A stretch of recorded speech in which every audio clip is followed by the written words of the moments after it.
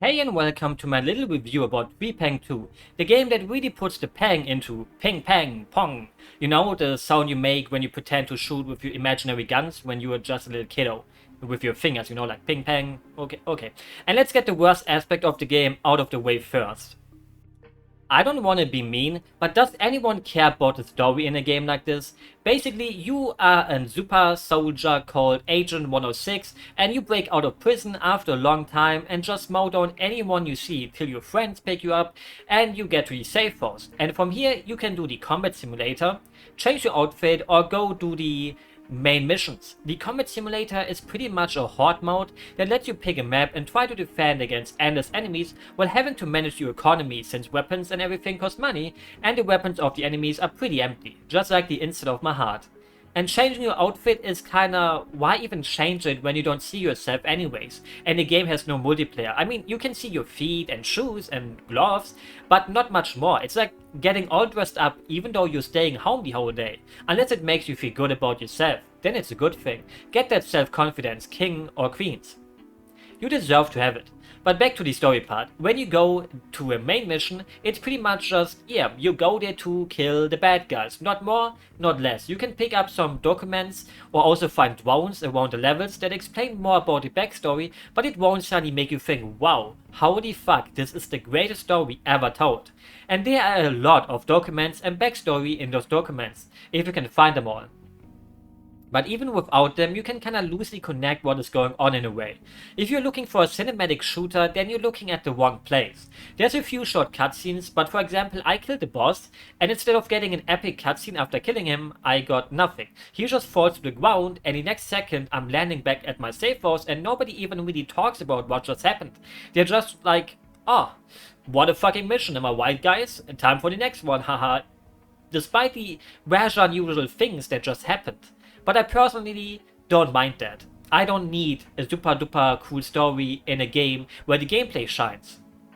The gunplay and gameplay is just so much fun. You got a slide, a jump kick, a normal jump, you can vault over obstacles, and you are just so agile in general. It feels like a mix between F.E.A.R and Vanquish. Shooting your weapons, especially the shotgun, just feels so satisfying when you see it connect with the bodies or heads of your enemies and see them flying backwards and around, coupled with some fun ragdoll physics that sometimes can be a bit quirky and make the corpses fly around when you walk over them.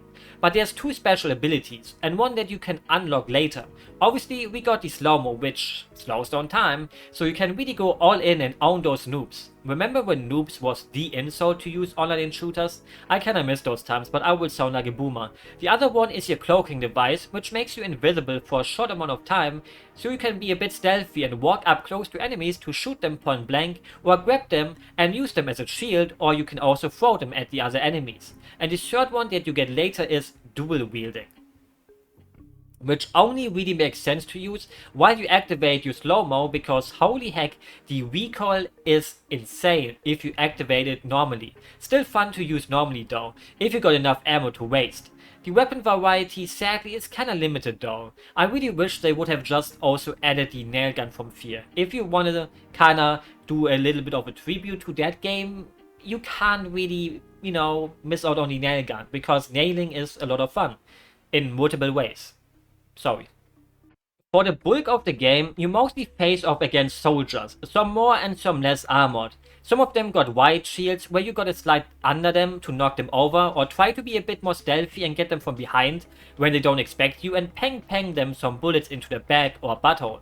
Or a headshot if you wanna give them a not so painful death and they just die instantly.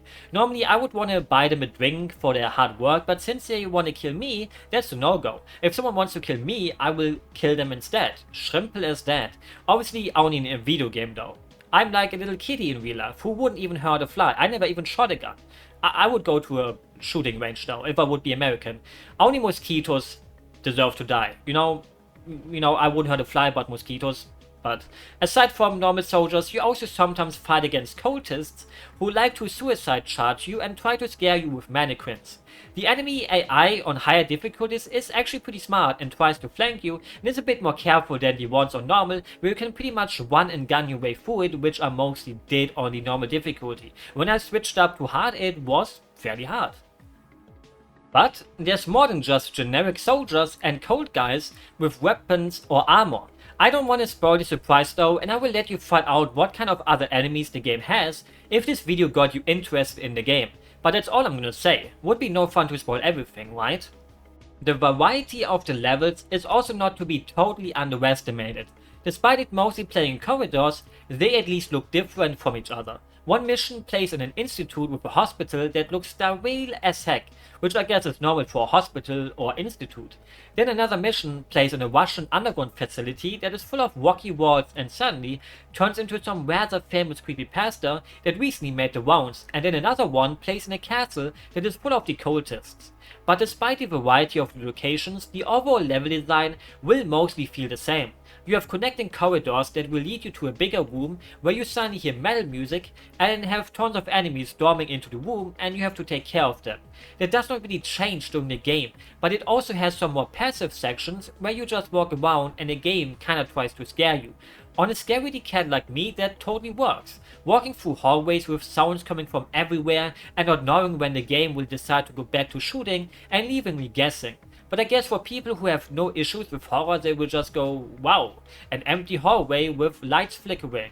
So scary.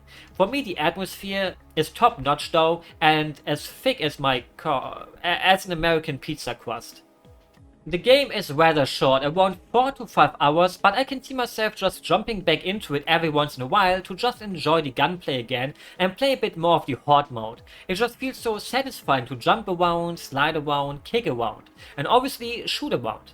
The levels themselves don't really have that much replayability unless you want to find all documents and also weapon parts that you can find and, for example, unlock a laser scope for your weapon or also suppressors, things like that. There's also side missions you can do where it's basically almost like the horde mode and can unlock a few more weapon parts there too.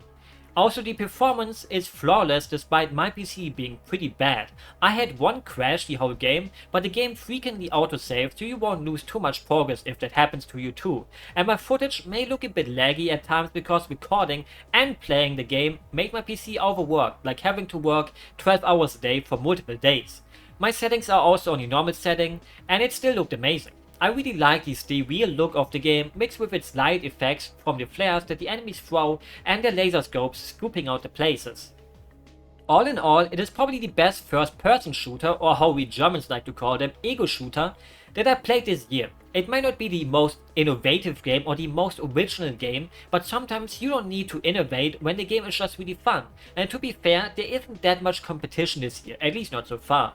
If you enjoyed the video, you can leave a like or subscription even, wowzers. If you don't, that's fine too though. Have yourself a good one, and for 30 bucks I would recommend this game if you enjoy really fun gunplay and also maybe don't mind the short duration of the campaign, and you can see yourself also playing the horde mode a lot because that's what the meat of the game kinda is in a way.